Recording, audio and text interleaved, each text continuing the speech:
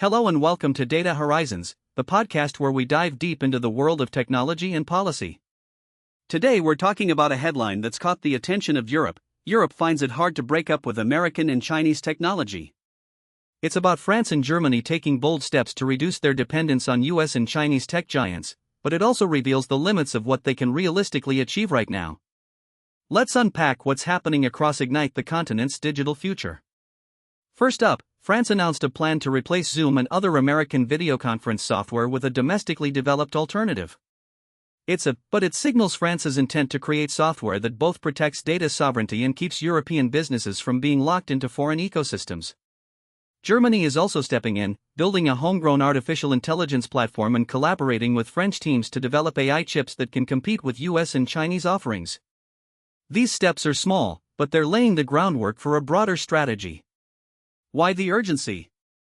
Europe's leaders fear a sudden loss of access to critical technologies. The article notes an example from the US President Trump's decision to cut off foreigners from some of Anthropic's latest AI models, which made European policymakers nervous about voids in the technology supply chain. Beyond reliability, they're also concerned about missing out on revenue from the booming AI ecosystem. If European firms cannot compete for patents and markets, they will be left on the sidelines. So, are we looking at a continental tech revolution? The article tells us it's not that simple. Anne-Lou Hunanf, France's Minister for Artificial Intelligence and Digital Affairs, called full digital autonomy not feasible at this stage. Instead, the question is where to focus resources. The conversation is now about prioritizing, understanding which services they can afford to domesticate and which they might continue to import. That means a lot of stakeholders are engaged. We have company executives, entrepreneurs, economists, and public officials all weighing in. France hopes to nurture its startup culture, highlighted by the Mistral AI story. Mistral is a 3-year-old French startup that has built a large language model and is now valued at $14 billion. 3 of its founders previously worked at Google and Meta, illustrating the critical talent that originally belonged to global tech giants. But this success also underscores a larger problem. Europe lacks a culture of financing akin to Silicon Valley, and many companies say they have to move to America to scale. The stakes are more than business. The continent's leaders fear strategic vulnerabilities as Washington and Beijing grow bolder in using tech to influence policy and commerce.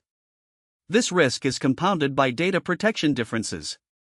European firms store data with US giants like Amazon, and despite concerns over weaker US privacy rules, the continent remains tied in. So what's the takeaway? Europe can push for partial autonomy, like building an AI chip ecosystem or a local video conferencing solution, but full digital independence is currently out of reach. Leaders are debating which digital services to domesticate so they protect themselves from sudden cuts in technology access.